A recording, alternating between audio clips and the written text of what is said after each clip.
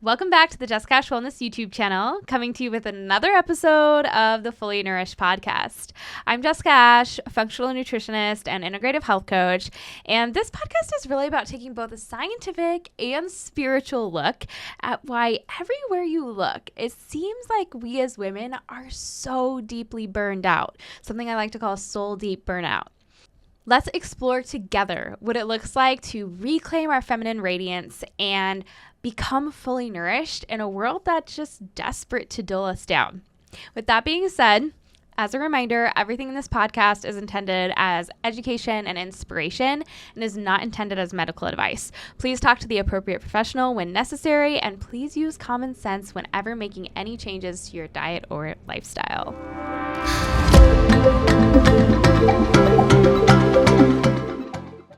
So it's fall. It's finally fall.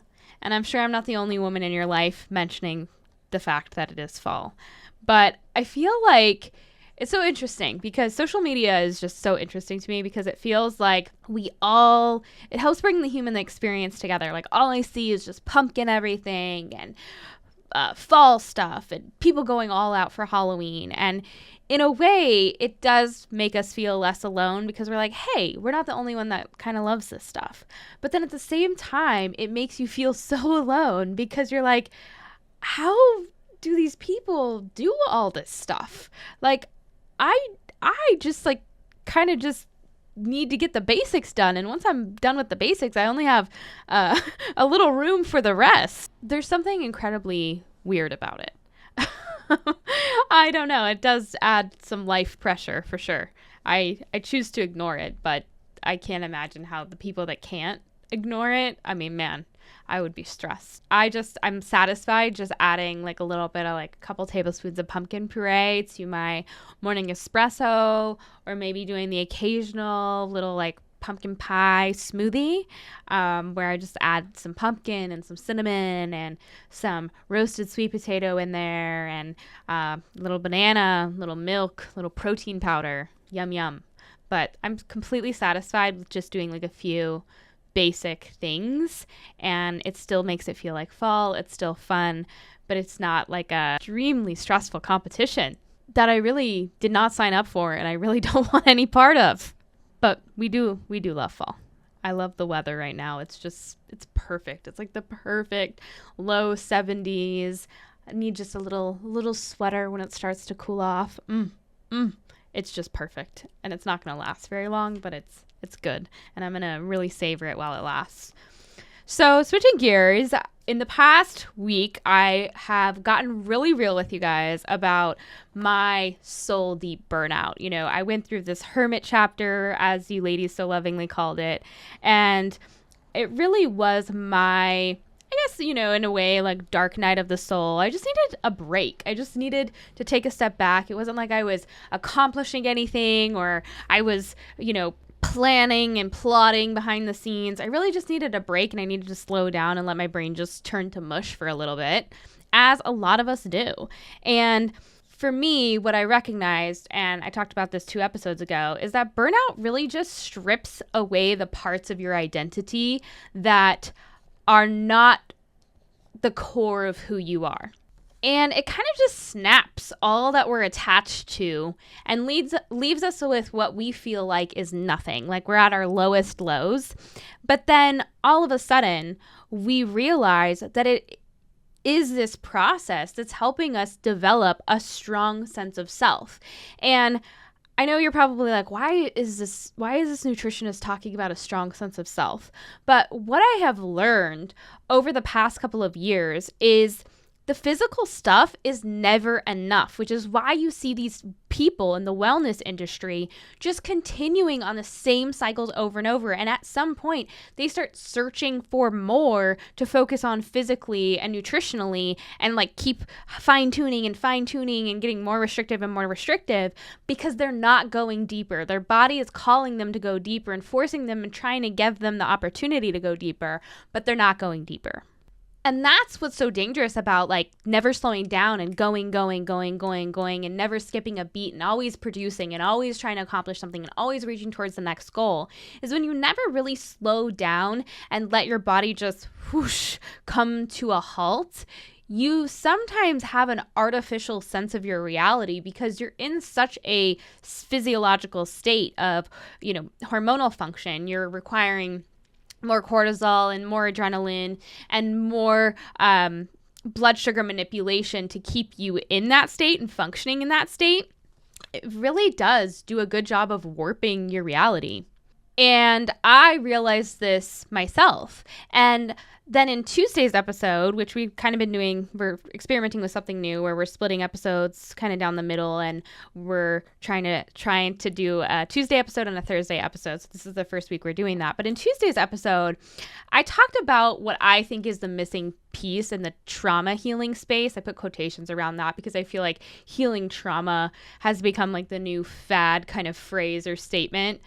But really, I summarized how a lot of women are becoming aware that their stress patterns are not healthy. They don't have healthy behavioral patterns. They're constantly reacting to every little thing instead of responding in a normal, calm way. And every little thing is forcing them into a fight or flight state. Or they're staying in this chronic state of fight or flight where anything that happens is to their body this life or death situation.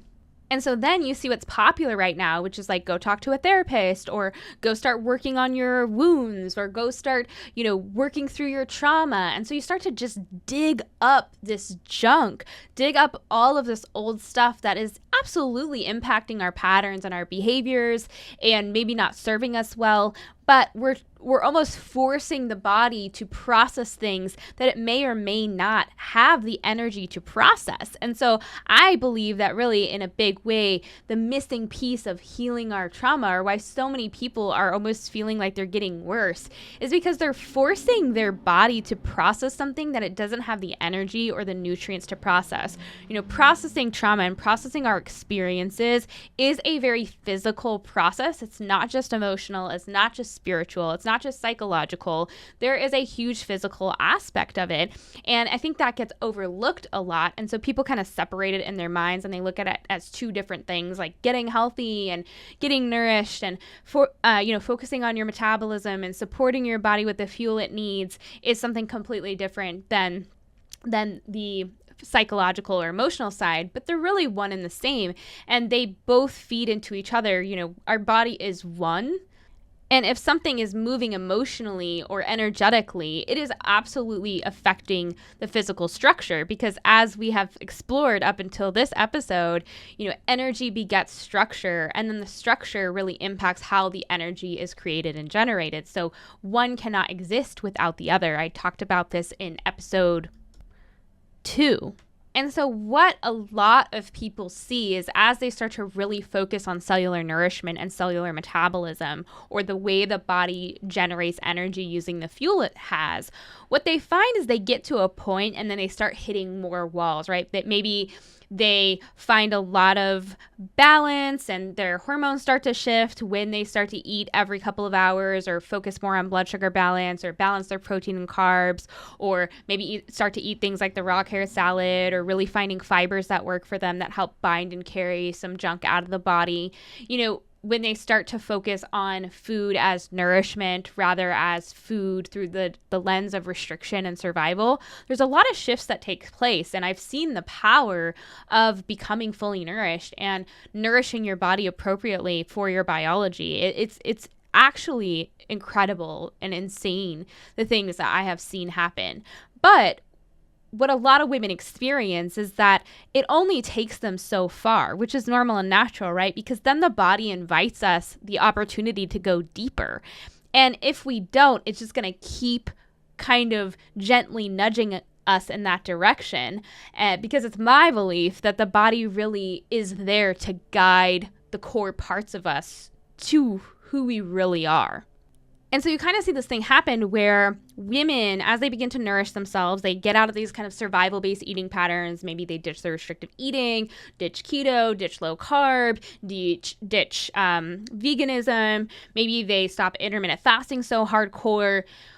a lot of times when you stop running off of stress hormones, it can almost feel uncomfortable because what's happening on an energetic state is a lot of us are switching out of this more masculine energy, right? Because when there's so much adrenaline pumping through our veins and our body is constantly accessing cortisol to be that glucocorticoid that which is a glucose manipulating hormone. That's what that means. And what cortisol does and adrenaline does and glucagon does, all of these glucocorticoids or glucose regulating hormones, their job is when the body's under stress, the body's under pressure, let's get blood sugar up as quickly as possible. And whatever needs to happen, needs to happen. So if that's not from our liver and our liver doesn't have enough stored glycogen, what happens is our body is going to pull from the tissues. And the misconception is that the body's always going to pull from the fat cells. And that's not always the case. Some people are more genetically predisposed, metabolically predisposed to pull from the fat cells, which is why you see some people that are under stress are incredibly skinny. They have a hard time keeping their body fat on. But then you see a lot of people have been stuck in more of a parasympathetic or like a frozen, I don't even want to call it parasympathetic because it's really this, that dorsal vagal response, that frozen response where their body has been in a state of fight or flight for so long, it can no longer really sustain fight or flight. And so it goes into a more like dormant, conserve energy, frozen mode.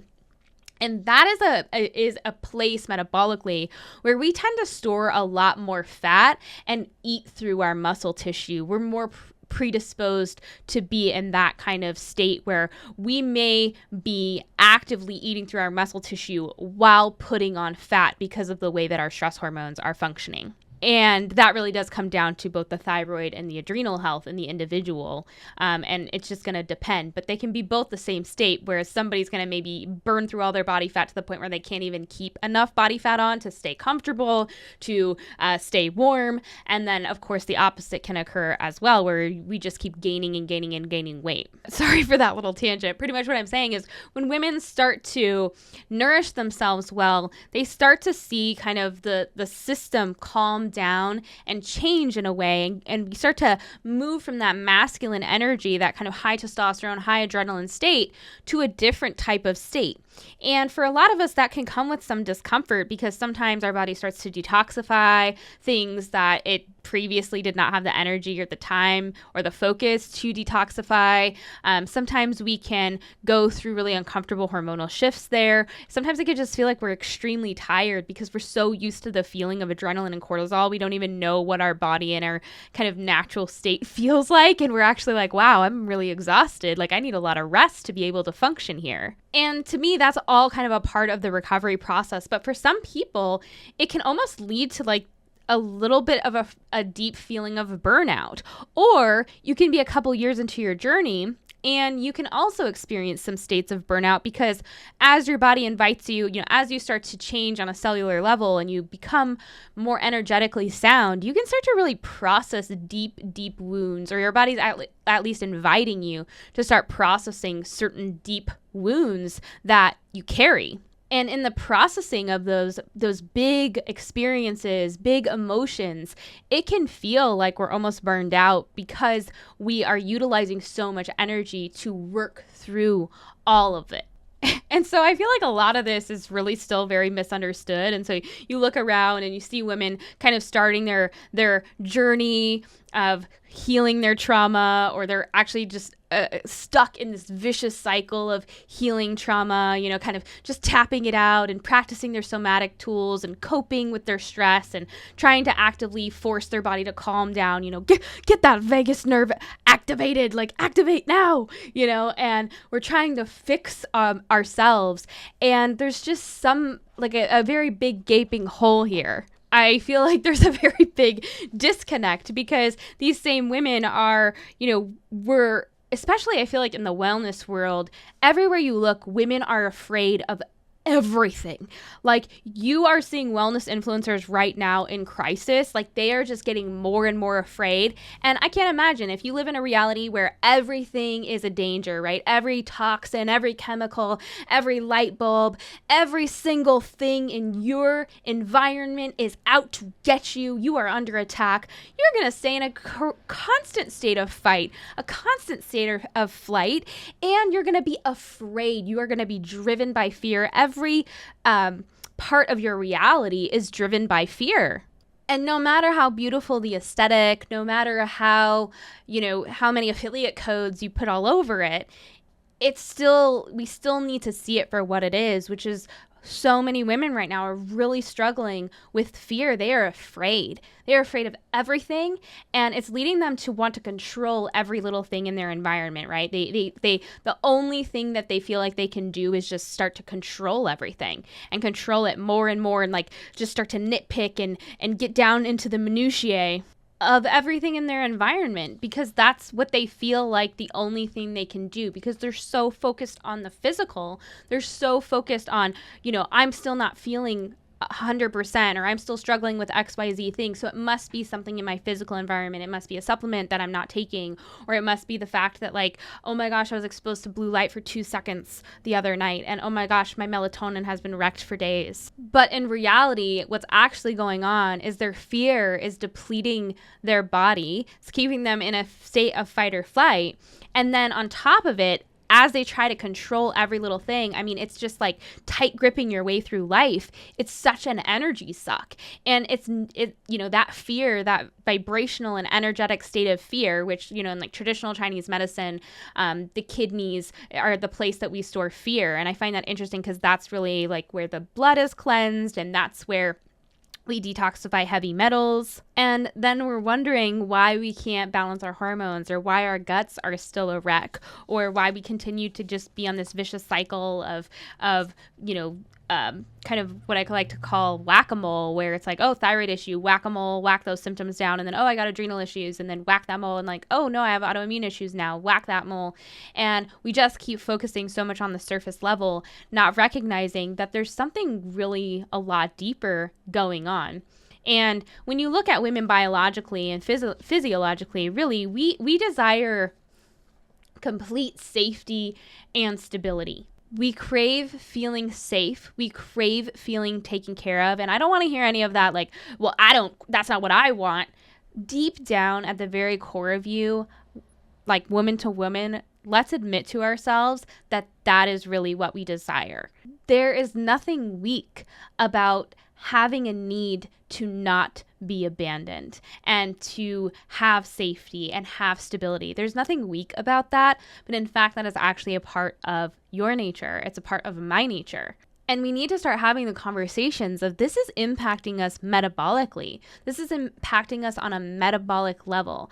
And if we are feeling unsafe, if we are feeling a lack of stability, if we are in a chronic state of fear, no amount of perfect nutrition or perfect supplements or perfect wellness routine is going to make us feel better or help us overcome what we're going through, whether we're having physical symptoms or more emotional symptoms. But when the body is stuck in a state of survival, the types of hormones that need to be created are not going to be conducive to building muscle, to staying lean, to growing hair, to renewing our skin, to having that kind of plump, youthful glow, to making progesterone, to having strong fertility, to having balanced cycles. Being stuck in a state of survival and lack of safety is going to impact us on a very physical level. And so there are a lot of us who know this. There are a lot of us who recognize this, right? Whether we're stuck in that state of freeze mode where we're kind of constipated, our digestion is really sluggish, we're really bloated, we gain weight when we look at food, we feel like we can't eat a carbohydrate, we feel hopeless, we feel kind of just numbed out, we're not really connected to our experience, whether we're stuck in that state or when we're stuck in that like fight or flight stage, we're just like kind of erratic, out of control, ragey, and we can bounce back and forth in between the two, right? Because that is usually a sign that we are in an imbalanced place in and of itself, where we're jumping between being numbed out, depressed, frozen, and then just like in a state of survival and then back into that frozen state. Whereas in a functioning and balanced nervous system, we would remain in our parasympathetic state, right? We would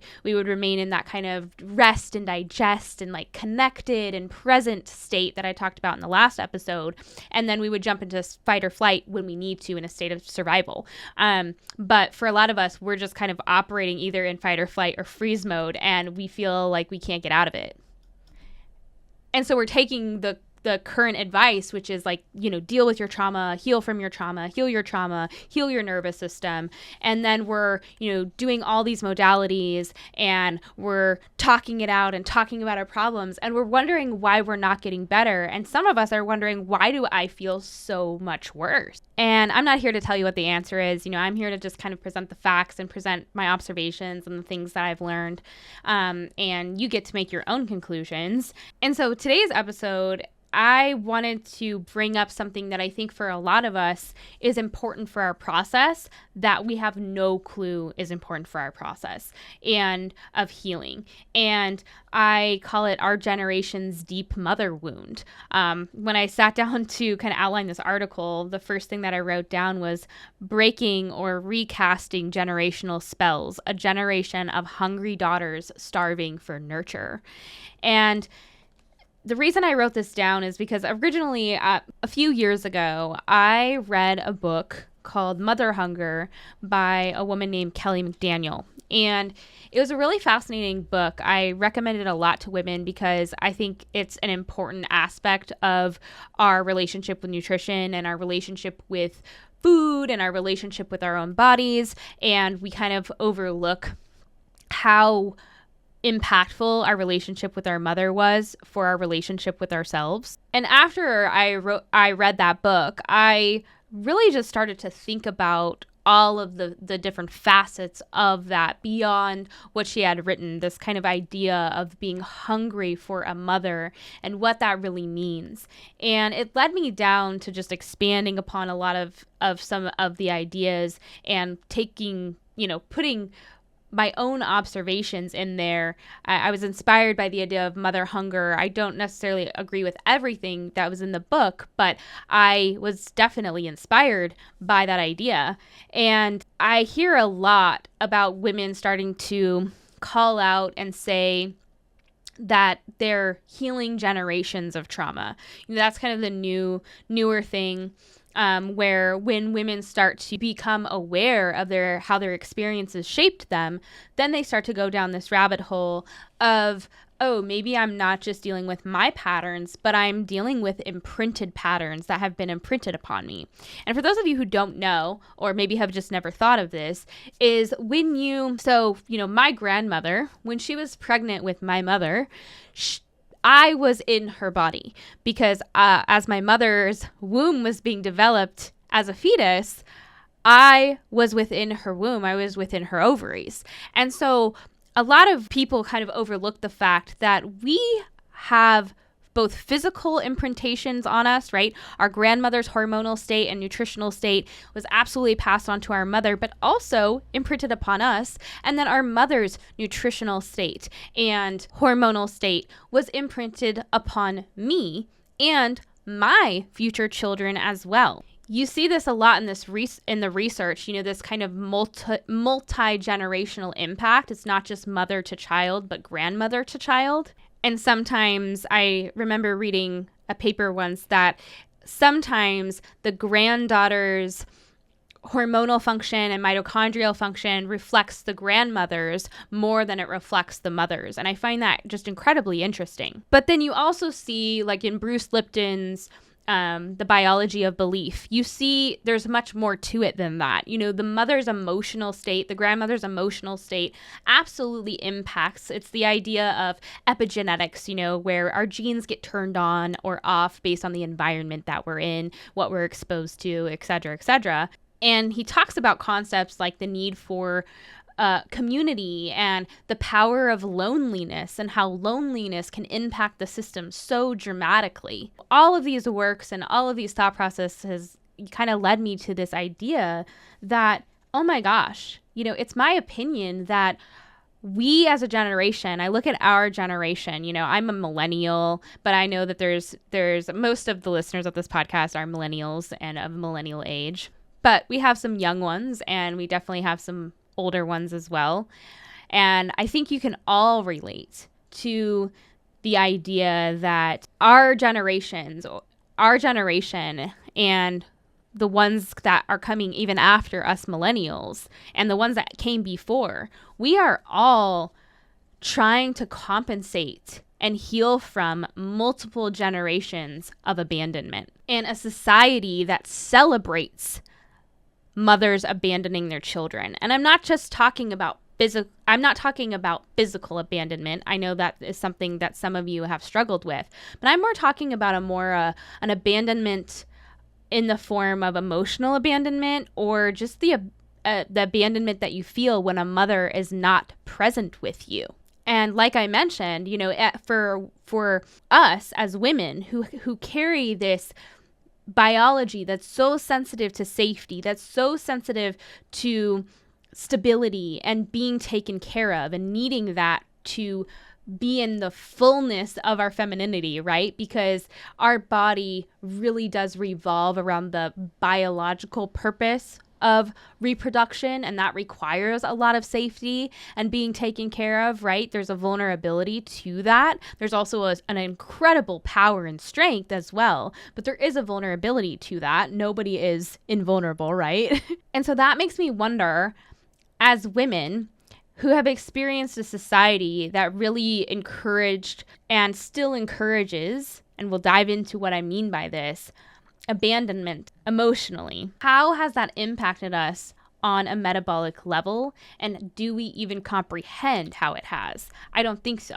And if you're like, I don't track, you're losing me, stick with me, please, stick with me. So if we look at our nature, right, as women, we really are communal beings. And I think sometimes we have disconnected from that because our experience with women, not all women are in their feminine energy. A lot are in their masculine energy. So of course, this is going to lead to them being very competitive and seeing you as a competitor, seeing you as a threat. If a woman is in fight or flight mode, she's going to be more fight or flighty. She's going to be ragey and cagey. And she's probably not going to be the best of friends, but she's also probably not going to have your best interests in mind, because she's so caught up in her own hormonal juju that she can't even comprehend showing up in a real, true, vulnerable, woman-to-woman, respect-to-respect type of way. And I think for a lot of us, we kind of carry that idea where it's like, well, I'm not a communal being. I don't need community because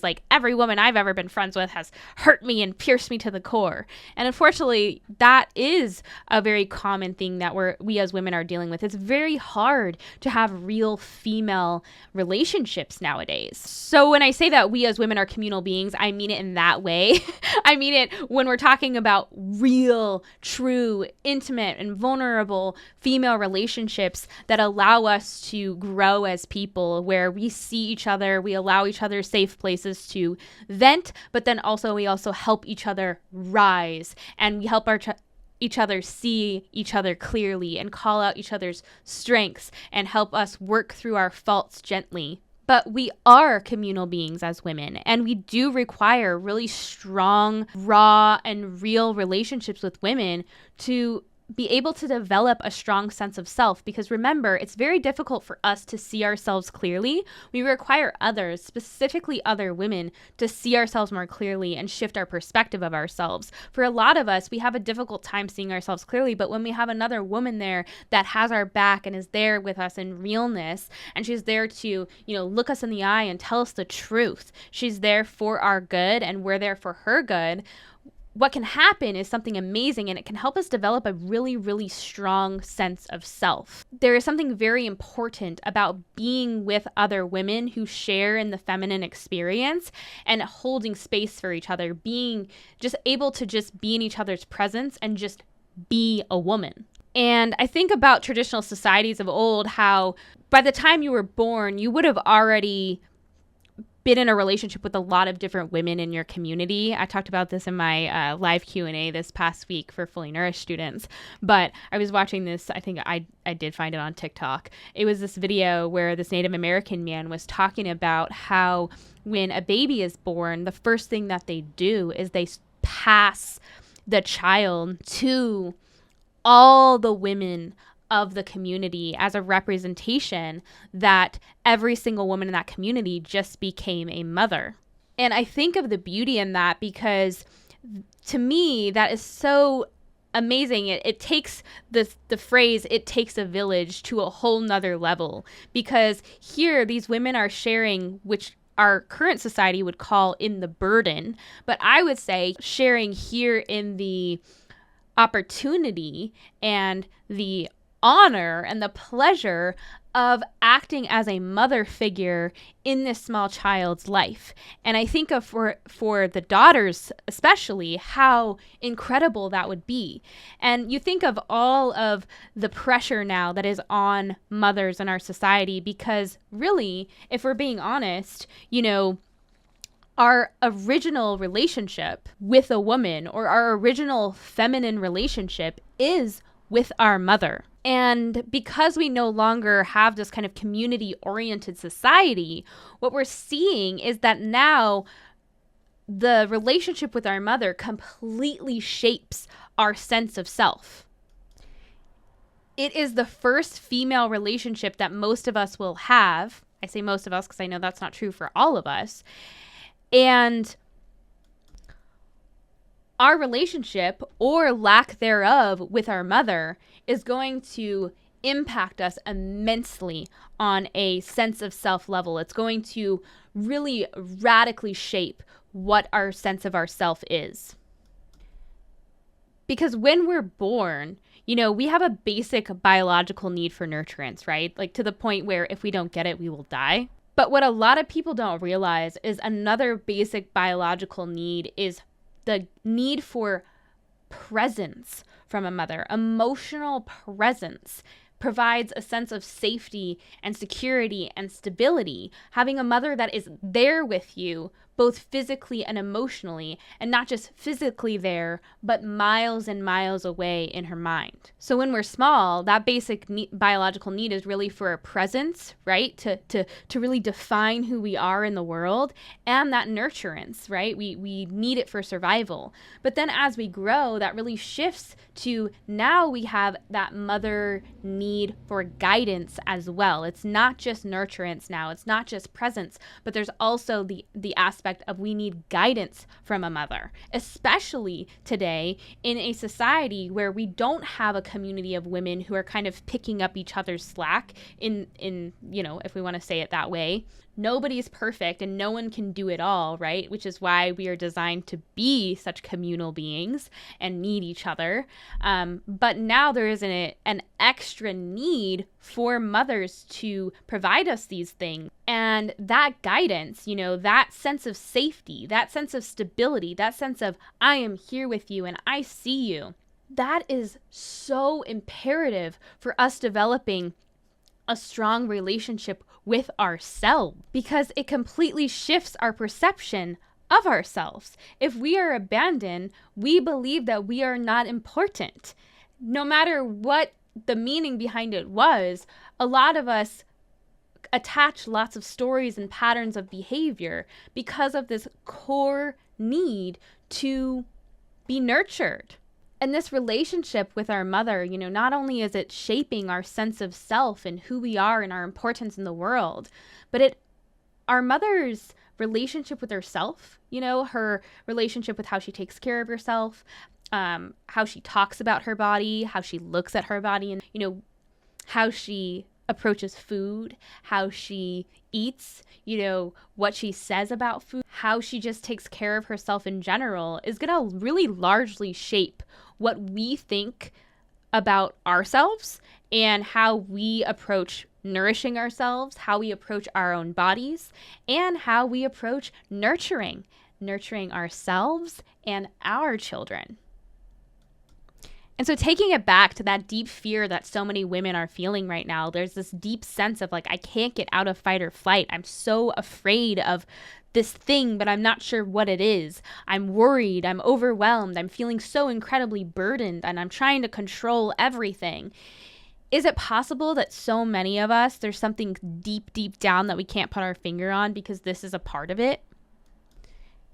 And I know this isn't true for all of us, right? Some of us did have very emotionally present mothers and were the mothers that we needed for guidance and teaching us about our bodies and for teaching us about life and relationships and all the things that are really important, the raw, real, gritty parts of life. But I think a majority of the women that I talk to in my generation can admit that that's not the case. a lot of us carry this gaping hole, and it's of no one specific person's fault. Of course, as women, it's so important for our sense of self to be able to take personal responsibility and accountability for the things that we contribute to. That's a part of our growth process. We absolutely need to do that. And a lot of times right now, especially with the climate of where the world is, I think that there's a lot of accountability that women don't take, and that can really lead to its own types of problems. But I don't think that this is specifically anyone's fault. I think it's really how we've moved as a society that has left this gaping hole for a lot of us. If you look at the past 3 generations, we have had a more emotionally absent mothers with what's been going on historically. And this is why I talked about like the past 100 years in, I think it was episode 6, because I know I'm not speaking for everyone, but there were a lot of mothers who were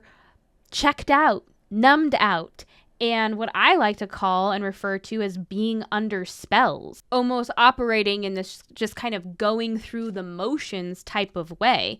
And if we look at what's happened over the past 3 generations, of course, right, there was this push to get women out of the home and into the workforce, and that you don't want to be home with your children. You don't want to be doing any of those things. You want to be out and having a career. And you don't need a man. And, then you see what was happening in the 60s, whereas like the first round of what I almost see as like antidepressants, a lot of women were on tranquilizers during that time. The 60s and 70s ran really rampant with women who were just completely numbed out and checked out because they were on their tranquilizer. And then you see the uptick in like microwave meals, right? Convenience options come in, where now mom doesn't have to be at home cooking meals and nourishing her children, because now you can just go to the freezer section and pop it in the microwave and dinner's ready in 2 minutes or less. And this is not a judgment. This is not an argument of, well, this is what was necessary. This is what had to happen. I know everybody's situation is different. I'm just kind of making an overarching comment on this is really the kind of mentality that slowly has seeped in, that has gotten us to the point where we're all just like, wait, I feel like I've missed out on a lot. I think a lot of us really hurt we wish we would have been taught about our bodies. We wish we would have been taught about womanhood. We wish we would have been taught like basic necessary skills like cooking and how to clean and how to like fold a fitted sheet. These are things that we should have been learning, that are important, that we want to be able to do. And so many of us, those things are so far away from us that it's feeling like this uphill battle to learn how to cook for ourselves and create a healthy meal and get into a routine where we take care of ourselves. Why does this feel so hard?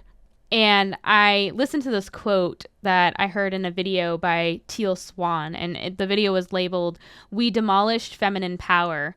And this video, like the quote that she said, summed it up perfectly. She said, "It's the era of the woman does everything, and what's the point of a man?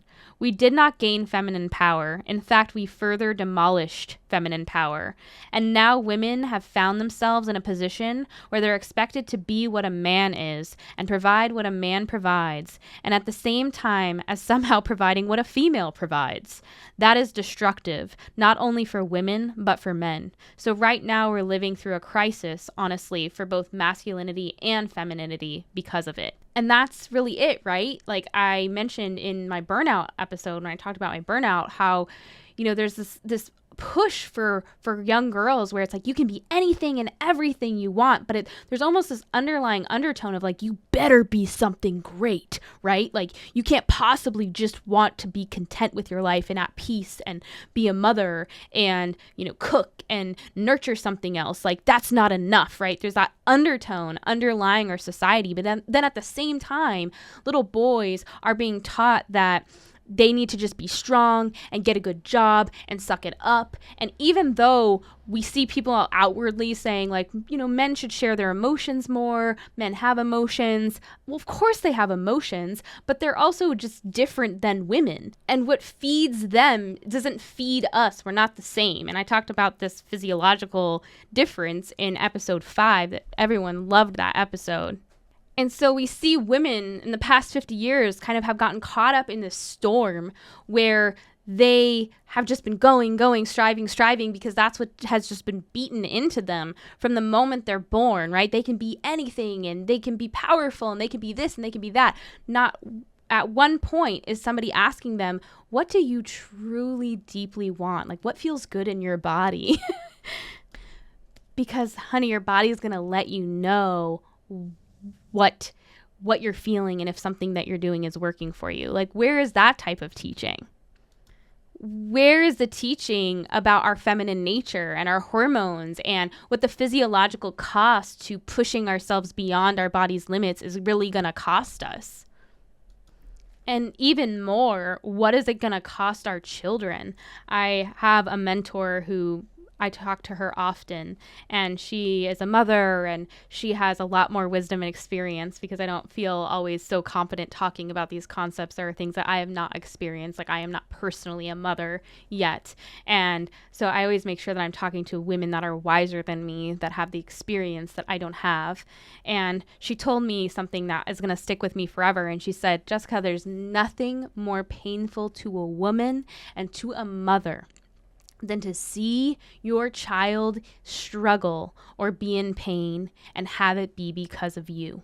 And I thought, man, did that hurt to hear. And I felt it viscerally as a woman, and I don't even have a child. And so I can't imagine the type of pain that is. And so I think on one side of how many of us that are really trying to nurse the wound of I'm not good enough and it's never enough that a lot of us carry, and we don't know why it's never enough. We don't know why we strive and we push and we accomplish the way that we do. There's just this deep, almost core part of us that is driving us to do it, even though it's hurting us, even though it's physiologically costing us. But then on the flip side, I think we're going through this place where, a lot of us carry so much rage and anger and bitterness as well. And, I love how in traditional Chinese medicine that is often, the liver and the gallbladder. And I wonder just how many of us are struggling with all of these detoxification issues, right? Because the liver and the gallbladder are so paramount in removing broken down hormones and chemicals and the xenoestrogens and metabolites and just the general metabolic waste our body gives off.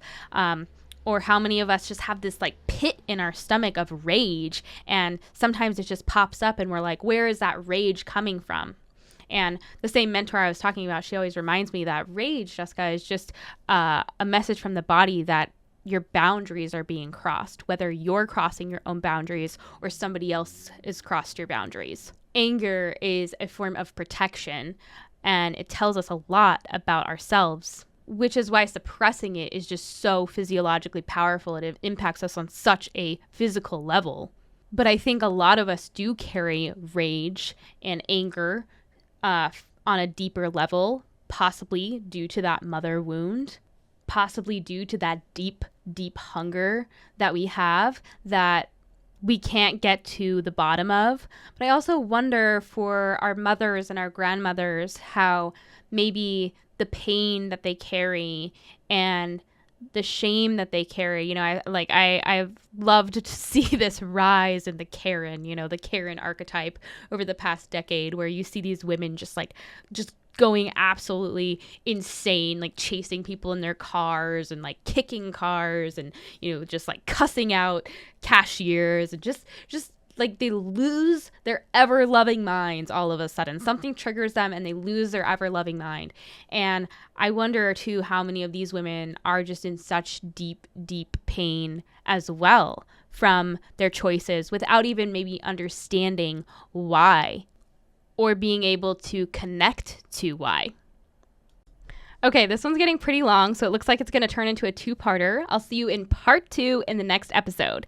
And if you're looking for any of the links or resources discussed today, they're included in the show notes, which are linked in the description box below. And if you enjoyed the episode and want to support the podcast, please share it with others, share about it on social media, like this video, or subscribe to the channel. I really rely on amazing women like you to help spread the word. And I also really care about your feedback and your opinions. So if you have any topics you'd like me to discuss or any guests you'd like me to bring on, please go ahead and submit those at jessicaashwellness.com/podcast. And then if you want to stay more in the loop about new episode drops or have more content, please come follow me on Instagram at jessicaashwellness, or sign up for our Sunday Tea newsletter, which is something new that I curate for you and create for you every single week, and it's delivered on Sunday mornings. And you can sign up for that at jessicaashwellness.com/email-subscribe. Thanks again for listening, and I'll see you in the next episode.